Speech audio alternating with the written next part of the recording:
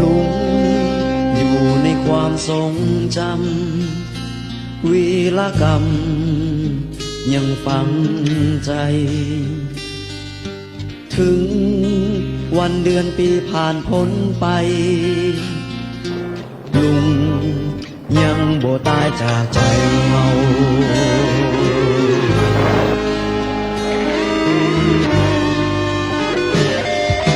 หอยยิ้มลุงยังหวานผลงานยังยิ่งใหญ่ชื่อเสียงดังก้องไกลลุงผู้ยิ่งใหญ่ตลอดกาลลุงไกรสอนโพธิอา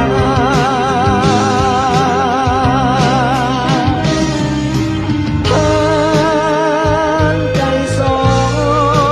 นโพธิอา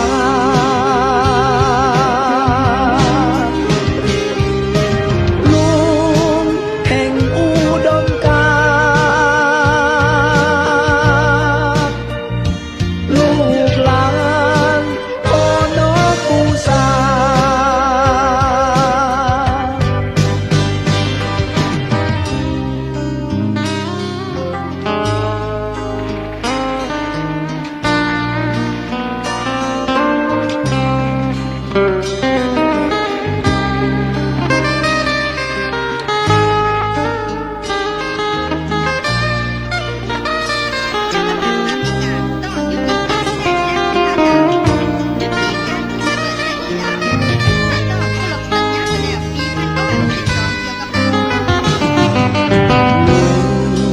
อยู่ในความทรงจำวีรกรรมยังฝังใจถึง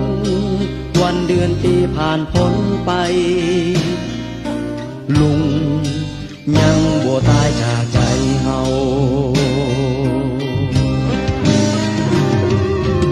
ลุงไกรสอนโพธิอา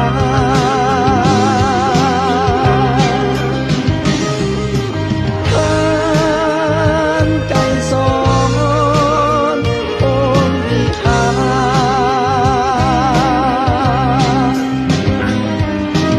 ลุงแห่งอุดมการณ์ลูกหลานพ่อน้องปูสา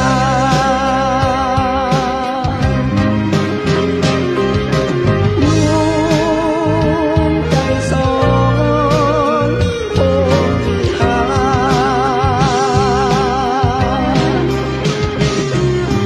ท่านไกรสอนโพธิอา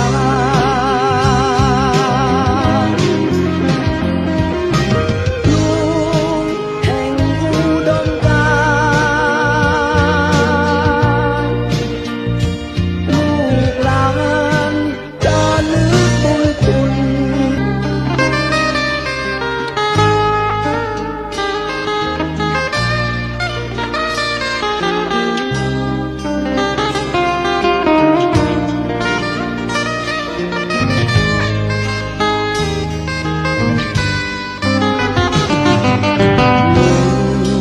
อยู่ในความทรงจ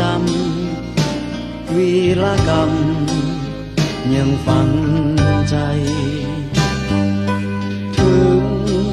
วันเดือนปีผ่านพ้นไปลุงยังบ่ตายจากใจเฮา